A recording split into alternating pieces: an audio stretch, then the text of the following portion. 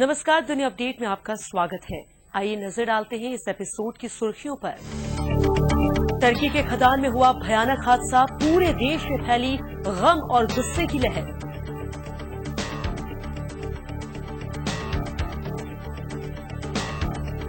दक्षिण चीन सागर से तेल निकालने के विवाद को लेकर भिड़े चीन और वियतनाम।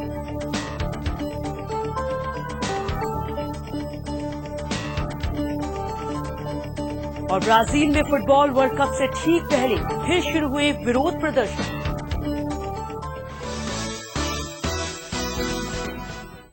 टर्की की कोयला खदान में भयानक हादसा हुआ है।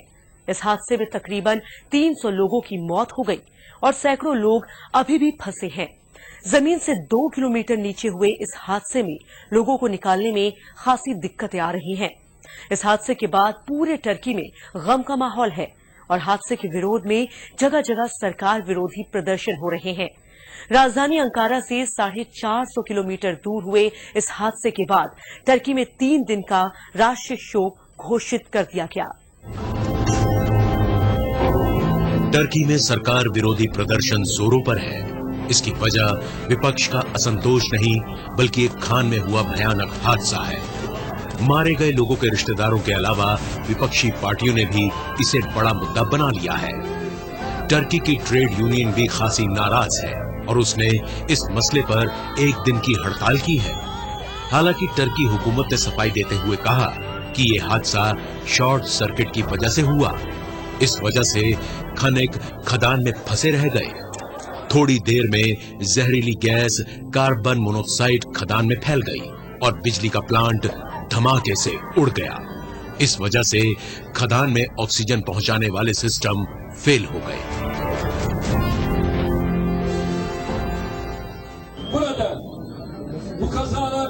यह हादसा बेहद अफसोसनाक है, लेकिन ऐसे हादसे सिर्फ हमारे देश में ही नहीं होते। अमेरिका, चीन, फ्रांस, भारत और बेल्जियम जैसे तमाम देशों में ऐसे हादसे होते हैं। हमारी स्थिति तो इनके मुकाबले काफी बेहतर है। टर्की की ट्रेड यूनियन का आरोप है कि वहां खदानों का निजीकरण किया गया है, जिसकी वजह से हालात खतरनाक हो चले हैं। खर्च कम करने के लिए श्रमिकों की जान को जोखिम में डाल दिया गया है। टर्की में हुए हादसे के बाद खान में काम करने वाले लोगों की सुरक्षा की मांग फिर से जोर पकड़ने लगी है। आइए नजर डालते हैं कुछ ऐसे ही भीषण हादसों पर। चीन के बेंगजी में 26 अप्रैल 1942 को हुए हादसे में 1549 लोग मारे गए थे। फ्रांस के कुरिया रेस में 10 मार्च 1906 को हुए हादसे में 1099 श्रमिक मारे गए। 27 दिसंबर 1975 को भारत के धनबाद में खदान विस्फोट हुआ, जिसमें 372 लोग मारे गए। पश्चिमी वर्जीनिया के मोनोनगा खदान में हुए विस्फोट में 360 लोग मारे गए। आज तक विस्फोट के कारणों का खुलासा नहीं हुआ। यह घटना अमेरिका के सबसे बड़े खदान हादसों में से एक है। जनवरी 1960 को दक्षिण अफ्रीका के कोलब्रुक माइंस में हुए विस्फोट में 435 श्रमिकों ने अपनी जान गंवा दी। इन हादसों के अलावा भी खदानों में कई हादसे हुए हैं। हमने इस हादसे से संबंधित तमाम सवाल सदन में उठाए। हमारे यहाँ ऐसे हादसों की तादाद लगातार बढ़ रही है। हमारे वर्कर्स इनमें मारे जा रहे हैं। हर बार जांच के बाद खाना पूर्ति होती है और गलतियों को नजरअंदाज कर दिया जाता है। नतीजा, ये हादसे बार बार होते हैं। जहां एक तरफ टर्की में खदान हादसे को लेकर शोक का माहौल है, वहीं बांग्लादेश में ढाका के नजदीक मेघान में एक नाव डूबने से 200 लोगों की मौत हो गई। खास बात यह है कि बांग्लादेश में अक्सर नौका दुर्घटना होती है, लेकिन यहाँ की हुकूमत कभी भी इस पर तवज्जो नहीं देती। देखना होगा कि क्या इस बार के हादसे से सबक लेते हुए हुकूमत कुछ ठोस कार्रवाई करती है। दक्षिण चीन सागर पर कब्जे को लेकर चीन ने फिर से अपनी अकड़ और ताकत का मुजाहरा किया है। चीन की नाराजगी का शिकार हुआ है वियतनाम। उसकी गलती सिर्फ इतनी थी कि वो इस विवादित इलाके से तेल निकालने के काम में जुटा था।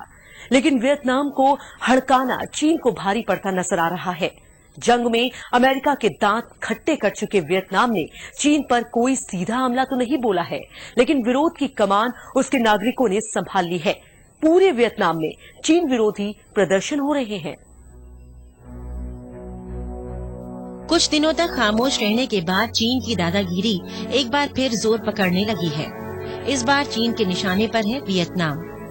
दक्षिण चीन सागर में चीन ने वियतनाम को तेल निकालने से रोका और उसके बाद दोनों मुल्क के जहाजों ने एक दूसरे पर पानी की तेज बौछार से हमले किए। समुद्र से शुरू हुई ये कड़वाहट जल्द ही धरातल पर भी नजर आई। वियतनाम हुकूमत ने तल्खी दिखाई तो उसके नागरिकों ने भी चीन से दुश्मनी दिखानी शुरू कर दी। पूरे वियतनाम में चीन विरोधी प्रदर्शन जोर पकड़ रहे हैं। इन प्रदर्शनों को काबू करना अब वियतनाम हुकूमत को भी भारी पड़ रहा है। हालत ये है कि लगातार तीखा होता विरोध प्रदर्शन अब हिंसक हो चला है और इसमें वियतनाम के 20 से ज्यादा नागरिक मारे जा चुके हैं। हम में चीन के खिलाफ काफी गुस्सा है। हम यहाँ पर ये दिखाने के लिए इकट्ठा हुए हैं कि चीन के मसले पर हम सभी एकजुट हैं। हम अपने देश की संप्रभुता को बरकरार रखने के लिए कुछ भी कर सकते हैं। चीन विरोधी दंगों से बचने के लिए वियतनाम में बसे सैकड़ों चीनी नागरिक पलायन कर गए हैं। उनमें से बहुतों ने पड़ोसी देश कंबोडिया में शरण ली है। इधर चीन सरकार ने इन हमलों पर गहरी चिंता जताई है और सरकार से कानून तोड़ने वालों को कड़ी सजा देने की अपील की है। इस बीच वियतनाम के लोगों के गुस्से का शिकार ताइवान को भी होना पड़ा। दरअसल वियतनाम के लोगों को गलतफहमी हो गई थी कि ये चीनी कंपनी है। बस फिर क्या था, उन्होंने फैक्ट्री में आग लगा दी और उसमें काम कर रहे लोगों को चीनी नागरिक समझकर बुरी तरह से मारा पीटा। इस घटना के बाद से ताइवान के लोग भी डर और गुस्से से भरे हुए हैं।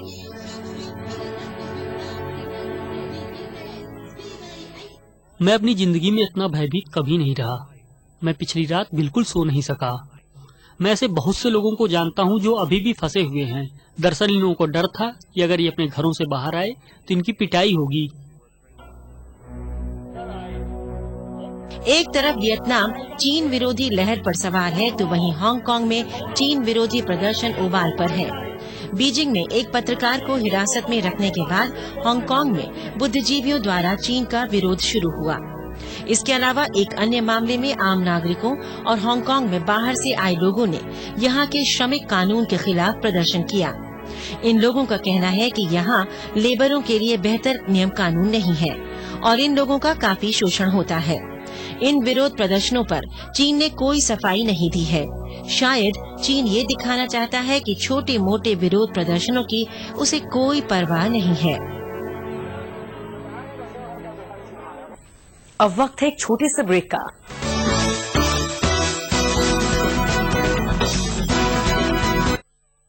ब्राजील में फुटबॉल विश्व कप शुरू होने में 4 हफ्ते से भी कम का वक्त बचा है।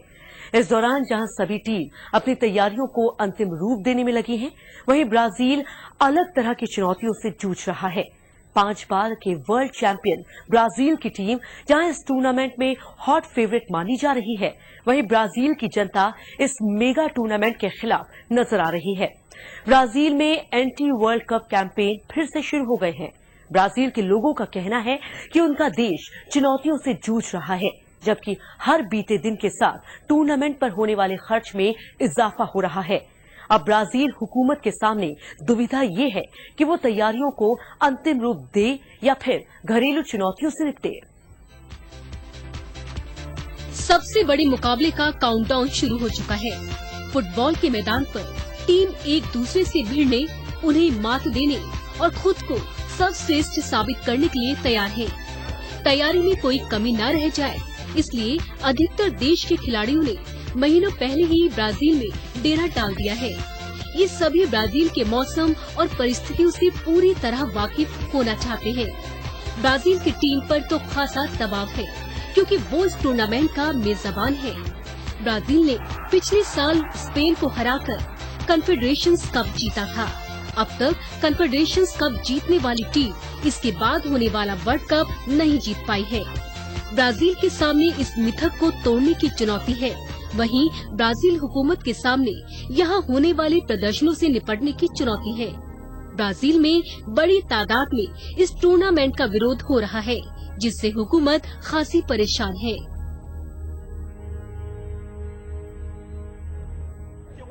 हुकूमत एक फुटबॉल टूर्नामेंट पर अरबों खरबों रुपए उड़ा रही है। इससे आखिर किसे फायदा होगा? फीफा को, औद्योगिक घरानों को, भ्रष्ट नेताओं को, जबकि देश की एक बड़ी आबादी को बेहतर तालीम, सेहत और परिवहन की सुविधाएं चाहिए, लेकिन ये लोग इस पर जरा भी ध्यान नहीं दे रहे। ब्राजील वर्ल्ड कप के दौरान किसी भी प्रकार की हुड़दंग और हंगामे से बचना चाहता है। इसके लिए वो अर्जेंटीना के प्रशंसकों को दूर रखना चाहता है, क्योंकि वो लड़ाई झगड़े के लिए काफी बदनाम है। अर्जेंटीना के कुख्यात बराब्रास के सदस्यों के ब्राजील आने की संभावना है, जो लड़ाई झगड़े के लिए खासे बदनाम है। अब ये प्रशंसक हंगामा करे या ना करे, लेकिन फिलहाल तो ब्राजील की आम जनता ही इस मेगा आयोजन की मिट्टी पलीत करती नजर आ रही है। ब्राजील के सभी शहरों में हर रोज विरोध प्रदर्शन हो रहे हैं, जिससे टूर्नामेंट पर सवालिया निशान लगता नजर आ रहा है। ब्राजील के लोगों को इस आयोजन से कोई फायदा नहीं होने वाला। ये सरासर पैसों की बर्बादी है। हम लोग शुरू से ही इसका विरोध कर रहे हैं। आज तमाम लोग हमारे साथ इस मुद्दे पर जुड़ रहे हैं। ब्राजील के लोग टूर्नामेंट के नाम पर होने वाले अनाप शनाप खर्च को लेकर खासे नाराज हैं। इस बीच हुकूमत इस टूर्नामेंट पर खर्च लगातार बढ़ा रही है, क्योंकि बहुत से काम अभी भी पेंडिंग है। इन कामों को युद्ध स्तर पर निपटाना होगा, जिसके लिए पैसा पानी की तरह खर्च होगा।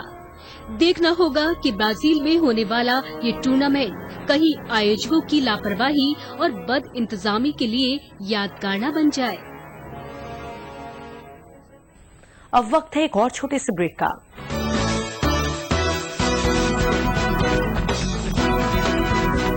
अब पेश हमारा खास सेक्शन खबरें रफ्तार से। अफगानिस्तान में हुए राष्ट्रपति चुनाव में दिलचस्प मोड़ आ गया है। देश के चुनाव आयोग ने कहा है कि राष्ट्रपति पद के लिए पिछले महीने हुए चुनाव में सबसे ज्यादा वोट पाने वाले दोनों कैंडिडेट्स के बीच अब 14 जून को दूसरे राउंड का मुकाबला होगा। दरअसल वहां किसी भी कैंडिडेट को 50% से ज्यादा वोट नहीं मिले हैं। चुनाव में सबसे ज्यादा वोट पाने वाले पूर्व विदेश मंत्री अब्दुल्ला दूसरे नंबर पर रहे पूर्व वित्त मंत्री अशरफ गनी से दूसरे राउंड में मुकाबला करेंगे। गौरतलब है कि अब्दुल्ला को पहले राउंड में 45%, जबकि अशरफ गनी को 31.6% वोट मिले हैं। अगर आपको ड्राइविंग करने में डर लगता है या सड़क पर बढ़ती दुर्घटनाओं से भयभीत होकर आप खुद ड्राइविंग का जोखिम नहीं लेते, तो अब समाधान मौजूद है। गूगल ने ऐसी कार बनाई है जिसमें ड्राइवर की जरूरत ही नहीं होती। बस जहां जाना हो उस जगह के बारे में गाड़ी में जरूरी सूचना फीड कर दो।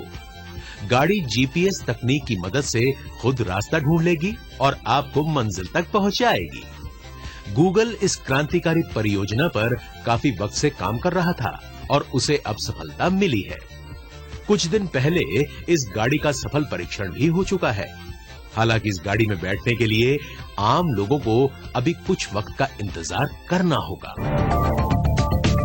अमेरिका की भूतपूर्व विदेश मंत्री हिलेरी क्लिंटन के बारे में उम्मीद है कि वो डेमोक्रेटिक पार्टी की तरफ से 2016 में राष्ट्रपति पद की उम्मीदवार होंगी, लेकिन आजकल उनके स्वास्थ्य को लेकर लगातार आशंका जताई जा रही है।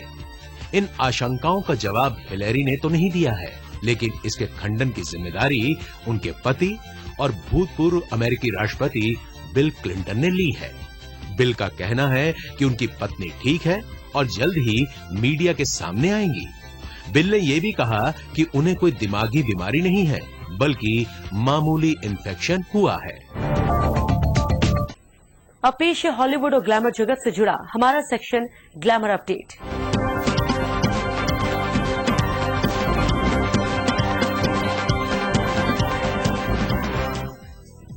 उतार चढ़ाव भरी जिंदगी से होकर गुजरने वाली पॉप स्टार मारिया कैरी ने अपने उन लम्हों को एक नए अंदाज में गाने के जरिए बताया है जो उनके साथ गुजरे हैं। उनके नए एल्बम का नाम है आई एम मारिया द एलुसिव चॉन्ट्यूज, जिसका हिंदी में अर्थ है मैं हूं मारिया, हाथ ना आने वाली गायिका। 44 वर्षीय मारिया का कहना है कि उनका ये 14वां एल्बम उनके व्यक्तिगत एल्बम में से एक है।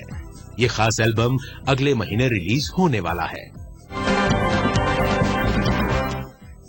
ऑस्कर विजेता और हॉलीवुड एक्ट्रेस जेनिफर लॉरेंस अगर 23 साल की उम्र में ही ये कह दें कि भविष्य में लोग उन्हें प्यार नहीं करेंगे तो ये आश्चर्यजनक बात होगी। दरअसल जेनिफर अपने भविष्य को लेकर काफी चिंतित हैं और इस बात का खुलासा उन्होंने एक फिल्म के प्रमोशन के दौरान किया। उनका कहना है कि इस रंगीन दुनिया में अगर उनकी चमक फीकी पड़ गई तो ऐसे में उनका करियर चौपट होना लाजिमी है। ऐसे में वो चाहती हैं कि वक्त से पहले उन्हें अपने करियर में वो सब कुछ मिल जाए जिसकी उन्हें दरकार है। चमक दमक आखिर किसे पसंद नहीं। चमक दमक में रहना है तो शरीर को चमकदार बनाए रखना बेहद जरूरी है और अगर जरा सी भी गड़बड़ महसूस हो तो समझ लीजिए दी एंड होना लाजमी है। आज की बिजी लाइफ में हर कोई अपने फिगर को मेंटेन रखना चाहता है। ऐसी एक हॉलीवुड सेलिब्रिटी है 2 बच्चों की मां जेसिका सिम्पसन, जो अपनी फिटनेस को लेकर परेशान रहती है। इससे पहले कि उनकी वजन और खूबसूरती में कुछ और परिवर्तन आ जाए, वो जल्द ही अपने बॉयफ्रेंड एरिक के साथ शादी के बंधन में बंधना चाहती है।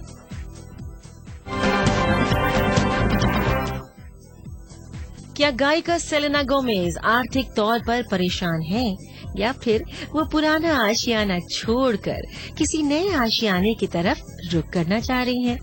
दरअसल सेलेना अपने घर को 34.95 लाख डॉलर में बेचने की योजना बना रही है। 21 वर्षीय सेलेना ने इसे साल 2011 में 27.5 लाख डॉलर में खरीदा था, लेकिन अब वो इसे बड़े मोटे दाम पर बेचने को तैयार है। ऐसे कयास लगाए जा रहे हैं कि लिंडसे लोहान अब लंदन में बसने की तैयारी कर रही है। लिंडसे को लगता है कि लंदन उनके लिए रहने के लिहाज से काफी सुरक्षित और खूबसूरत जगह है।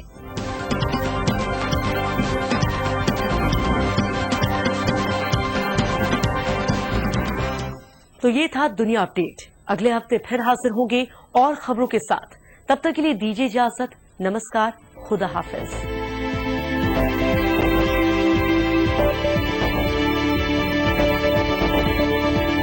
Thank you.